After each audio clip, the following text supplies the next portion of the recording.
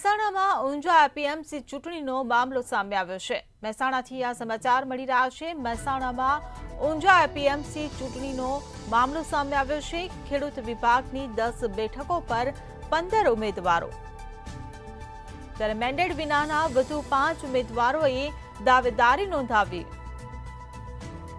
તો એપીએમસીના ખેડૂત વિભાગના કુલ મતદારો છે 261, ત્યારે વેપારી વિભાગની કુલ 4 બેઠકો પર 16 ઉમેદવારો, મેન્ડેટ વિનાના કુલ 12 ઉમેદવારોએ દાવેદારી નોંધાવી છે। ત્યારે એપીએમસીના વેપારી વિભાગના કુલ 805 મતદારો છે। તો એપીએમસી ચૂંટણીની મતદાન પ્રક્રિયા શરૂ કરવામાં આવી છે।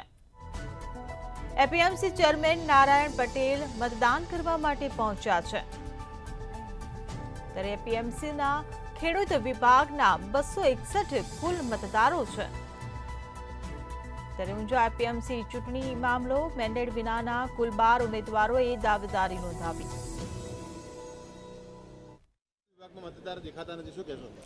એ સમય થશે એટલે એ પણ બધા આવશે। એ ખેડૂત વિભાગના મતદારો અને એમના ઉમેદવારો એમની રીતે જે વ્યવસ્થા છે એ પણ બધા આવશે। જો આજની ચૂંટણી એટલે ઊંઝા એપીએમસી આખા એશિયાનું સૌથી મોટું માર્કેટ છે અને સ્વાભાવિક છે કે એને લઈને ચૂંટણી આવે એટલે દરેક લોકોને થોડી અપેક્ષા હોય, આકાંક્ષા હોય અને દરેક જણ આ એપીએમસીના વહીવટમાં યોગદાન આપવા માટે પોતપોતાની રીતે પ્રયત્નો કરતા હોય। આ ચૂંટણી છે, ભારતીય જનતા પક્ષે જે મેન્ડેટ આપ્યો છે એ ઉમેદવારોને અમે વિજેતા બનાવવા પ્રયત્નશીલ અને કટિબદ્ધ છીએ।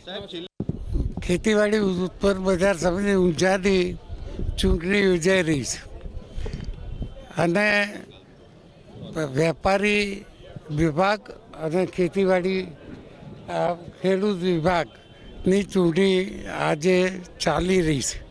એમાં હું તો પાર્ટીનો સંનિષ્ઠ કાર્યકર્તા છું, એટલે બીજું વિચારવાનું હોઈ શકે નહીં અને લોકોએ ઉત્સાહભેર જેને જે રીતે વોટિંગ કરવું હોય એ રીતે કરશે, એ જ અભિલાષા।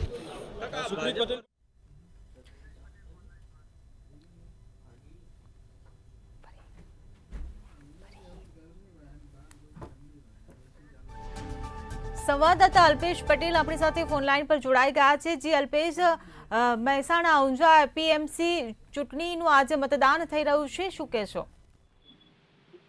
ચોક્કસ હિરલ જણાવી દો કે ઊંઝા એપીએમસીની ચૂંટણીનું મતદાન ચાલુ થઈ ગયું છે અને ભાજપના 2 જૂથ સામને સામને છે અને ધારાસભ્ય કિરીટ પટેલ અને પૂર્વ ચેરમેન દિનેશ પટેલનું જૂથ આમને સામને છે અને અજ્ઞાત સ્થળેથી લઈ જવાયેલા મતદારોને સીધા મતદાન મથકે લાવવામાં આવ્યા છે અને ખેડૂત વિભાગની 10 બેઠકો માટે 260 મતદાનો મતદાન કરશે અને વેપારી વિભાગના 4 બેઠકો માટે 803 મતદારો મતદાન કરશે અને 14 બેઠકો માટે 1066 જેટલા મતદારો નોંધાયેલા છે।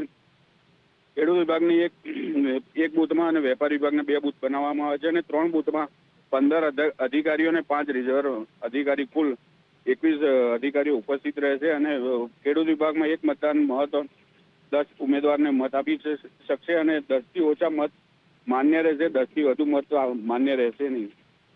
જી સમગ્ર માહિતી બદલ આભાર।